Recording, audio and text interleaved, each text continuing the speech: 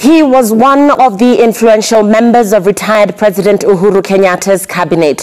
For 7 years, he took charge of the Broadcasting and ICT ministry and, in the run-up to the August 9th general election, actively participated in the State House succession race. During the transition period from Kenyatta's administration to President William Ruto, Mucheru and his cabinet colleagues had to contend with 3 cabinet meetings with a man whose presidential candidature they vehemently opposed. Tonight, Joe Wakaba Mucheru opens up on his tenure as a cabinet secretary and life after losing the ministerial flag. He spoke exclusively to Citizen TV's Francis Gashuri. Life outside cabinets. Ordinarily, an hour like this one, you would have bodyguards and security and drivers and everything else. Is there anything that you miss in this lifestyle compared to what you were 3 months ago? I think it's too soon to say what I'll miss, because I'm really enjoying the freedom. I'm really enjoying the peace. No pressure. The phone call, as Ndemo said, they've reduced significantly. Yes, you talk with a few people here and there, but it's just peaceful. I go to bed when I want to go to bed. I wake up when I want to wake up. I eat when I want to eat. You know, it's just very relaxed. The government was, you know, sometimes you don't eat. You ate breakfast, the next time you're arriving here 11. You know, a lot of work. So I don't know if I've yet started to miss. I think maybe in a month, 2 months. But for now, iko sawa. The pressure?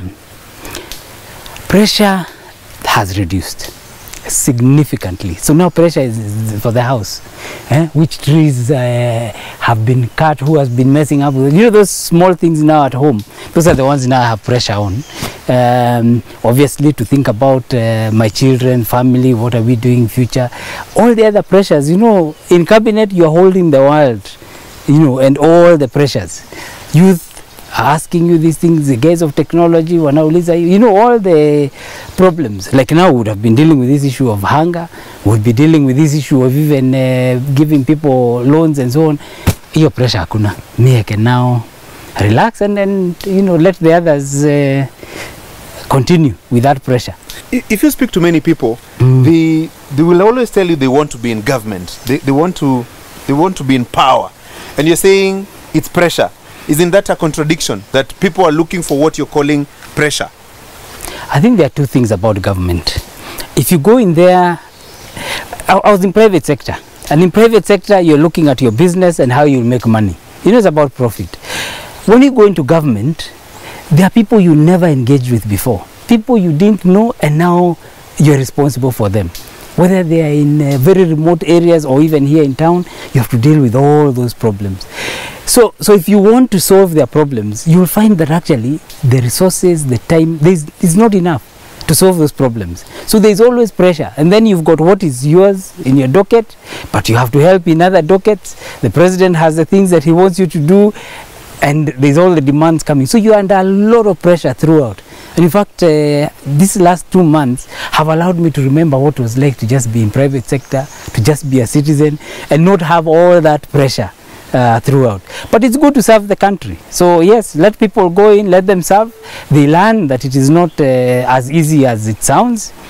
And I don't know this thing of power. You know, people, whether it's those clearing of the road or whatever it is, that power is not real. It's people who give you that power. Oh, they're doing this and that. You yourself don't experience it. You have people around you all the time. At a simu, if you want to make a call to even a friend, you have people in the car. You can't just call. In fact, it's only the president, when he calls, people get out of the car and you can have that conversation. But the rest of the time, you're being watched throughout. So I don't know who power, whether it is with you or it's who. Are there lessons that probably you would share from your experience in government to people who are coming from the private sector going to government? I think if you're coming from private sector, government will be very strange, very different, very complicated, because first you don't know how to deal with power, or you don't know how to wield, and usually it's not power, it's this political way of dealing with things. Yes, even you go places, corridors are being cleared, people are being kept away. it becomes actually quite a lonely life. You've got 100 people around you, but you're on your own. The things that you're doing, you've been called by your boss and nasema wanataka hivi, to get everybody else to come and do those things is not as easy. Private sector, you say fanya hii. If you don't do it, you fire the person. Government is not the same. Right. Government is complicated, you know. There's a whole process. And with that process, you begin to realize you don't have as much authority or autonomy as you perceive or you think. So a lot of it is perception. I don't think it's reality. It's not real? It's not all real. What people see, Bendera, sijui, all these other meetings, you're meeting heads of state and other ministers, that looks powerful, but it's work. We see ministers on the road, the traffic, it's being cleared and everything else. Yeah. Everybody probably would want a bit of that. You know, I thought that is something I would miss. That you know, how will I sustain in jam? I don't know what. Today I drive myself, and I have no issue waiting in line, because where am I rushing to? In government, I was rushing. I had many things to do. There are people waiting for you in I don't know how many places, functions to go. You're launching this, you're doing that. Today I don't have all that. So what is the rush? So I actually do not miss all that. I don't miss all the security, because I don't know, sijakosea mtu. So I don't know if there is anything to worry about. I'm back to my default settings, back to private sector. And it's working, and it's peaceful. The thing that government does is that it gives people this impression that you can do everything. So they come to you for everything. They want this, they want that, and you know, the constraints within government where you can't do all these things, people don't seem to understand. You're a minister, you should be able to do this. So I used to get calls from friends. They tell me, oh, I need something, say, in defense. They're saying, but I'm not in defense. No, but you're a minister. You can call the defense minister. You know. So it's that perception that now you've been put at a place where people think you can solve all the problems in the world, which is not true.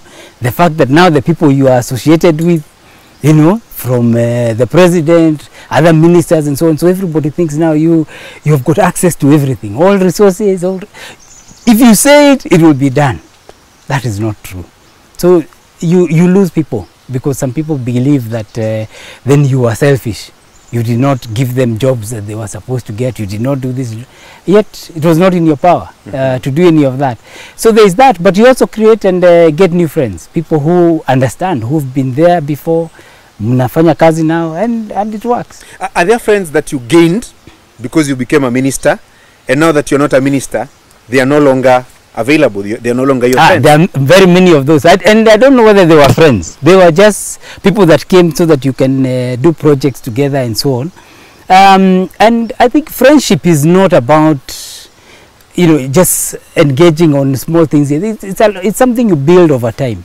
And in government, you have no time, even for girlfriends and what, all those things, hakuna, because you're busy throughout. So you don't have time to even cultivate those kind of relationships. But now with some of the colleagues within government, who you're having the same pressures, same problems, I think those friendships now also grow over time. You're facing the same challenges from the public, whatever, and I think those have actually also grown. And it's been good. I mean, last weekend we were in Naivasha. Matiang's son was getting married. It's supposed to be very quiet, and it was very quiet, no big issues. And quite a few of us went there, and we had an extremely good time. It's nice to see that we can now start dealing with, you know, family projects and things. And so those kinds of friendships are there, and they last, and I think they will last for life now. It's not temporary. Do you guys get time to catch up as members of the cabinet of the previous administration? Do you relive certain memories that you had? So some of us actually have formed a caucus. So we play golf, and we go to different clubs to play, and just well, I don't know, we don't think too much about the past. It was hard work, many choices, you know, all the time you're just making difficult choices. It's never easy. And you can see that even now, For the new government, they have many difficult choices. So you sit back and just enjoy the peace, that you're not having to decide on this or to decide on that. You're deciding on things for your home, and they're not life and death. They're not going to affect this group of people or that group of people. Hiyo ni yako nyumbani. So it's just good. And when you meet with people and they're not pushing you for this, for that, it's also quite nice. Because then you can talk really who you are, the things that you guys are trying to do and so on. This one wants to do this, or as I mentioned, so and so son is getting married, you know, can we come and have mbuzi there? That is quite nice. It's very relaxing. I'll tell you, if there's one thing I learned in government, if I was to summarize those 7 years I was there, because I wasn't there full 10 years, is that there is a difference, and a big one, between facts and truth. And facts always seem to get in the way of the truth. And the truth is that reality that everyone has. You know, we've all agreed this is green. Maybe it's not green, maybe it's something else, but we've all agreed that that is the case. So people come together and agree that this is the way things should be, this is the way a minister is, and it doesn't matter how many facts you present. That's what now people believe, and they say. I don't want to give examples. You know, some of these projects, people say things about them. Like some say that this expressway went to Northlands. You bring them here. You say, where? This is where it ends. They say, yeah, so where is Northlands? You know, even this contract that was just released recently, there was nothing of the port being sold. But now people are saying that that contract wasn't the real one. Because the truth of what they believe is that it was sold, and it doesn't matter how many facts you present. People will now go with what they believe. And that's the shocking thing that, you know, for me, having come from private sector, that you come and you see that actually there is the truth, and then there is facts. And facts get in the way of this truth. And anyway, I've learned.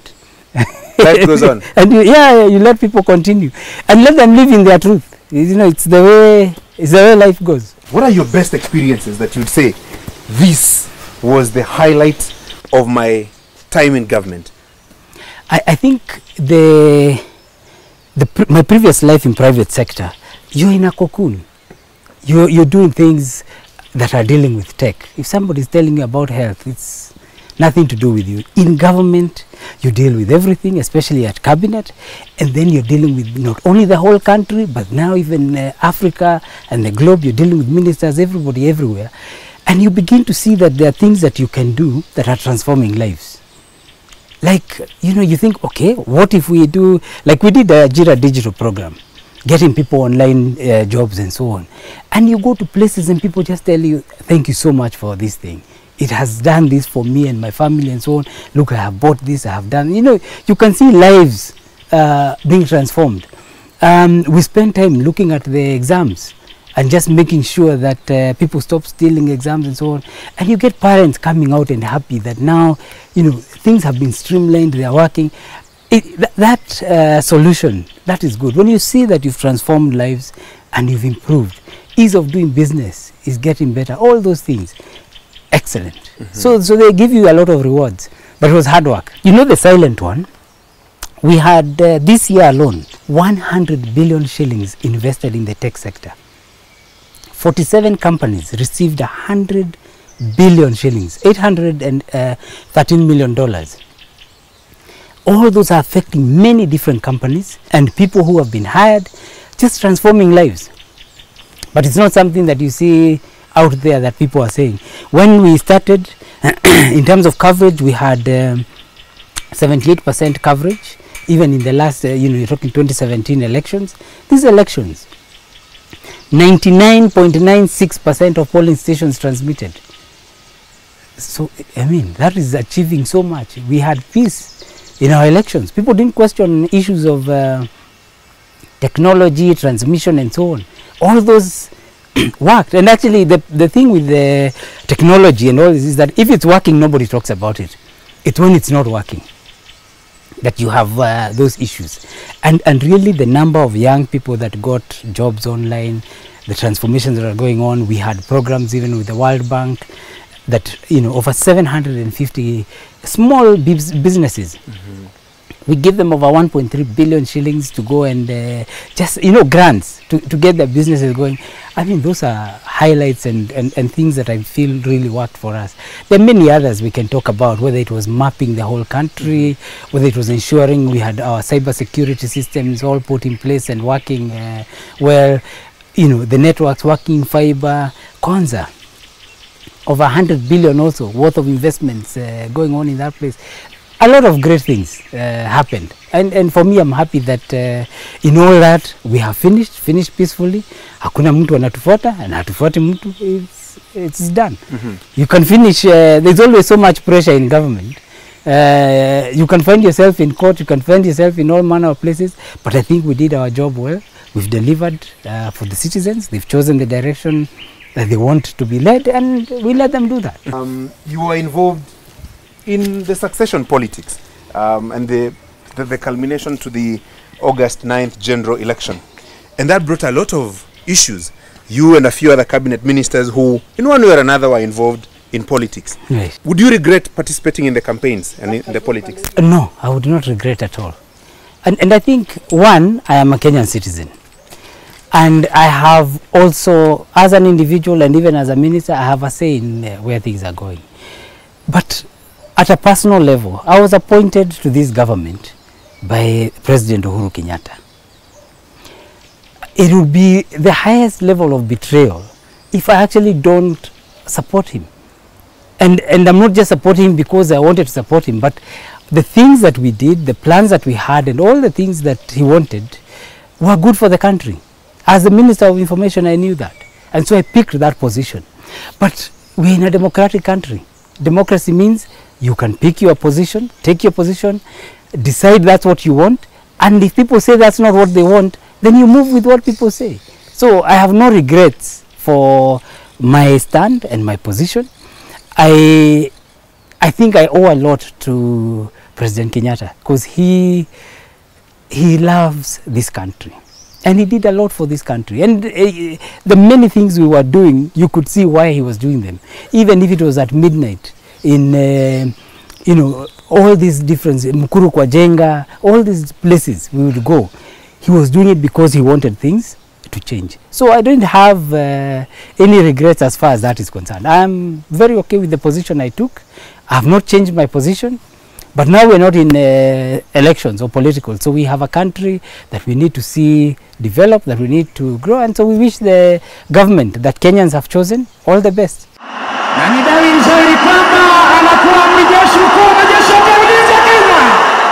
The candidature that you opposed was that of the deputy president, who is now the president. Correct. Do you feel uncomfortable that the person that you opposed, vehemently so, is now the president? No, I don't. Because one, we've had discussions and he's comfortable. He says that was politics. Politics is politics. And when you're in government, you learn. And everybody has their things that they want to sell. You sell your projects, you sell your manifesto. If it wins, you win. If you don't, you step back. So we are all grown-ups and we all understand what politics is. So I don't feel that there's any issue. And since he hasn't raised any issues, and neither has the deputy president, we were in cabinet with him, and we even had some cabinet sessions after he won, which he's chaired, and there was no fighting, there was no issue. I think the current challenge we have is to grow this country. I think going backwards into politics, those are choices people make, and I'm happy that that was my choice. I'm not changing my choice, but Kenyans in the end are the ones who decide, and they decided, and this is the way they want the country to go. Tuendelee. Called upon, would you offer advice to the new administration? So we've been in touch. I mean, the president called us and told us, we should continue to engage. We handed over to the ministers, and if they want any advice, that we are happy to give. But it's if they ask, not to now go and try put ourselves in front of them to say, no, it should be this way.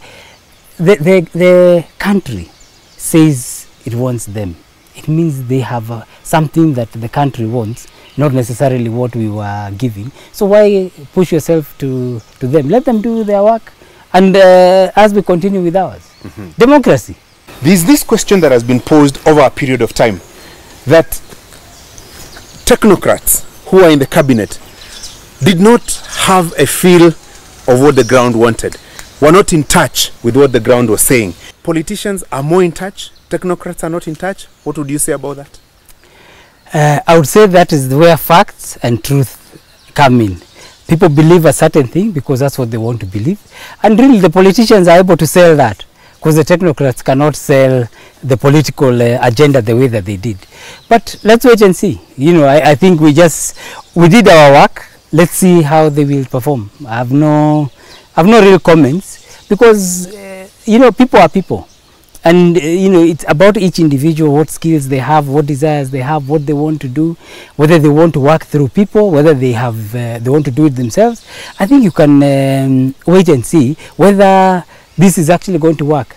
And you know, the country is the people's, and so the people have said this is what they want. Let's wait and see if that's what will work. They may change their mind, and then they want other technocrats. Who knows? But you know, we cannot be in politics throughout. If we're always going to be having politics, then who's going to do the development? And that's why you need technocrats to come and do the development work, and let the politicians do the politicking. But now the issue is that the citizens then tend to believe the truth as opposed to the facts, and then you end up where sometimes things are not being delivered the way citizens feel that they want. So really it's to wait and see. The citizenry is going to get more and more educated in how they make their choices, and hopefully as we move on, we'll be able to choose people better. We'll be able to see delivery and growth in the country. How would you rate the performance of the previous administration? I would actually rate the government at 80%. There are many things we are not able to finalize and deliver due to issues of COVID. If you remember, even at the beginning, there was a lot of insecurity with Al-Shabaab and so on. There are many things that made life a lot more difficult. So I would say overall 80% were able to deliver. There is a lot that was delivered that was not even launched, that is going to work for the country. But I would say we did well. And the 20%,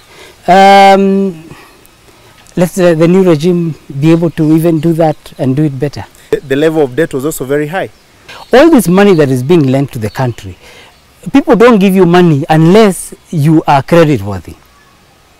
We are credit worthy. You go and use the expressway, you go use the hospitals, all these things that are being done. When you're building even a house like this or a property like this, you go to the bank, you get money, and you have all this value, and over time you pay it. Today, Kenyans can see where the money went. They look at SGR, they will see. We've got millions of people now using that SGR who would otherwise not have used. How many accidents did you hear? All these people safely, you know, being transported from Mombasa to Nairobi and vice versa and so on. You look at the roads and all the impact. A lot has been done. It's not that we just borrowed and then we ate. We delivered results. You go to Mucheru, you go to all these places, look at what General Badi with NMS did actually in Nairobi. Those were huge projects that actually have worked. You go to Kipevu, the oil, you look at the ports in Kisumu. That is where the money is. It wasn't lost.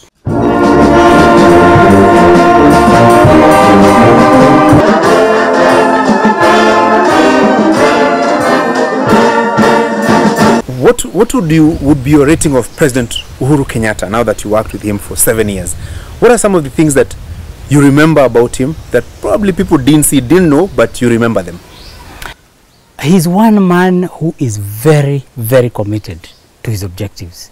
He was committed to transforming this country, despite whatever.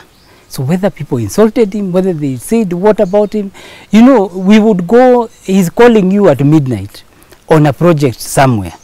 Then in the morning, you know, you're there and the media is saying, or is being said in media, that, you know, he spent the night drinking. And then he doesn't wake up, I don't know until what time.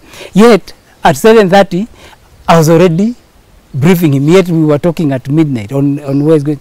I can tell you, we continued work throughout. Me, I didn't have a break. If he wasn't working all the time, then I would have had a lot of breaks. But continuously working on phone.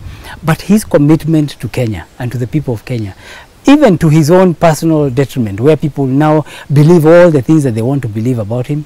I think he's the greatest person me I've worked with, and I have learned so much from him. And I believe Kenyans will celebrate him one day when they realize how much he has committed. And you know, when he came into power, Kenya, they were saying it's just essential contact, if you remember. And he got Kenya even to the Security Council, UN Security Council. The kind of things that he was able to deliver, those are not things you deliver by not working. It was a lot of hard work. Government is not easy. He worked throughout. I'm actually really pleased right now. We talk, and he's so much more relaxed, stress-free. He's looking at how the country is going. He's out there meeting his friends. You know, I'm seeing people saying that he's stuck in Transmara. You know, people should deal with facts. You know, they have... Anyway, let me not go there. He's a great man, and I'm very, very privileged, and I'm thankful to God that he connected us and that we were able to work together. Now that your tenure in government is over, what is Joe Mucheru up to? What are your plans? How does your future look like, or how would you want it? A man plans his ways, and God directs his path. So there is all the plans I can have, but I believe and trust in God that he's going to send me in the right direction. I can tell you the amount I have learned in government, from all the great people that I've actually met, interacted with, and just the experience of how projects and things are done. I think that can be very useful for businesses that I maybe want to start. But for the moment, I've just decided I'm not going to have that thought or discussion. You know, for over 30 years, I've always woken up rushing to do something, rushing to do this, rushing to do that. I said, see, just 2 months. I just sleep when I feel tired, wake up when sleep has issued, eat when I want to eat. Not because it's lunchtime and you don't know what is next. When I'm hungry, I eat. So at the moment, that's the pace I'm taking. I have been talking with some people in Silicon Valley, some people in London, just to hear what's going on. Because again, if you look at the tech sector, the market is actually quite depressed. I've been talking obviously with people locally. We'll see what are the areas that can be of interest that maybe I can spend some time in. I have my farm, so I've been looking at the things that I should be farming there. I have cows, I have goats, I have fish, but what other things can I do there? But at the moment, kupumzika tu. You reach a point, actually, government was 24/7. You never rested.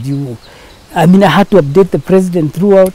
If there was something on social media and he calls me and I don't know about it, it becomes a problem. And that was 24/7, social media. You know the people that are always there with all these things. So you never got a break. So listening to the birds is a very nice experience. When I get bored, then I'll look for what to do next. All this time we've spent here, I've not seen you on phone. Ordinarily, you would have been on phone here and there. Not here and there, throughout. I'll give the phone to somebody, I don't know, because now I have it here in my pocket. Very nice. Very nice. Where did the calls go to? You see, I was a minister, and those calls that the minister was getting are going to CS Owalo, because he's the minister. So that's where the calls are going. The calls that were from Mucheru are the ones that I'm receiving. And those ones come here and there. Many of them come as WhatsApp and so on. So Mucheru is back to Mucheru. I'm not the minister anymore. So I'm not... Actually, I don't miss all those calls, because all of them is work. This is a great country that I love and that we love. And I think, you know, I know the times are tough because, again, I receive many of those calls and requests, but we must continue to pray. We must continue to, you know, wish the current government well, so that they're able to at least deliver for us as well, so that, you know, things can improve and get better. And I wish everybody